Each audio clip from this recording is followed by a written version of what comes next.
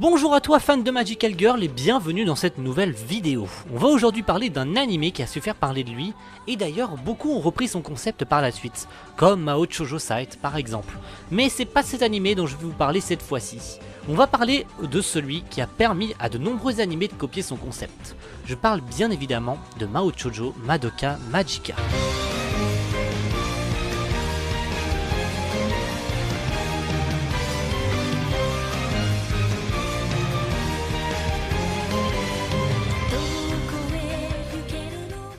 Avant de rentrer dans le sujet principal, j'aimerais éclaircir quelques lanternes. Prenez au second degré ce que je viens de vous dire. Le concept en lui-même du Magical Girl et surtout de Madoka Magica a été repris de nombreuses fois. Dans la forme et la couleur, non, bien sûr que non. Mais prenez juste le concept en main et collez-le sur tous les Magical Girls qui existent à ce jour. Vous comprendrez donc que je ne vise pas à descendre une œuvre qui copie son style. Voilà. Ce que je veux dire, c'est que beaucoup ont repris le concept même du Magical Girl. Mais dans la forme et la couleur, chacun a son propre style. Donc ne venez pas me prendre la tête sur le fait que j'ai pris comme exemple Mao Shoujo Site alors que ça n'a rien à voir. Voilà. Je voulais juste éclaircir ça. J'ai voulu rapidement m'expliquer sur le sujet afin que certaines personnes évitent de me sauter au cou. Voilà. C'est tout ce que j'avais envie de vous dire, on va donc passer au sujet principal.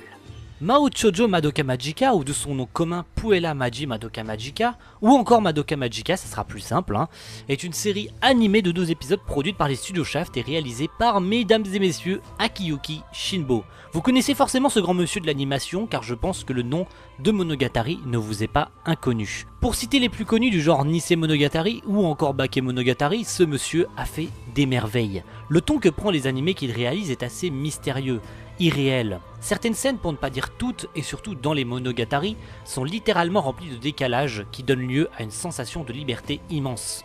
Des mouvements de caméra en veux-tu en voilà, des perspectives tu te demandes comment le type a pu faire ça, et j'en passe. Le tout avec une animation à t'en coller une balle dans les fesses tellement c'est impeccable.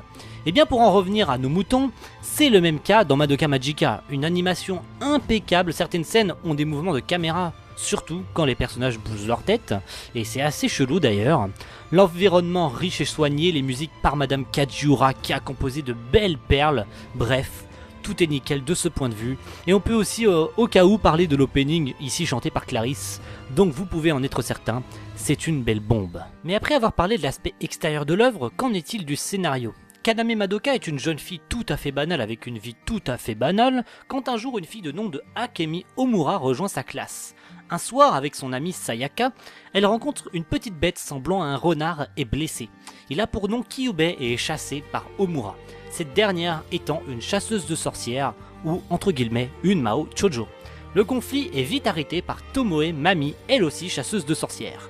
Une longue histoire va donc débuter dans laquelle Kyube va essayer de faire de Madoka une Mao Shoujo. J'ai essayé de résumer dans les grandes lignes sans pour autant vous spoil le sujet principal de l'œuvre. Ici le côté Magical Girl est assez différent du classique, dans le sens où rien n'est rose dans cet animé. L'existence de ces Mao Shoujo ou même leur importance dans le scénario est différent du type Sailor Moon, qui lui s'appuie sur la beauté, la couleur et l'univers sans prise de tête. Là c'est différent, le Magical Girl est mis en avant dans le but de combattre un ennemi. L'anime est donc sombre, très sombre, de quoi mettre en haleine le spectateur. C'est tout de suite prenant, de quoi s'enfiler tous les épisodes d'un coup. On a tendance à penser que c'est barbant car Madoka tout au long de l'anime n'est pas une Magical Girl. Elle nous l'est présentée que durant des flashbacks, mais dès que l'on comprend l'ampleur de la tâche et le pourquoi du comment, tout devient clair, et ça nous remet direct en question quant à notre avis de départ. C'est ce que j'ai ressenti en regardant l'anime en long et en large. Voilà, pour clôturer correctement cette vidéo, je vous demanderai donc d'aller voir cet anime, que je recommande d'abord aux fans du genre, mais surtout à ceux et celles aimant le style de Monsieur Shinbo, qui encore une fois, dans Madoka Magica, a su montrer qu'il avait des doigts en or.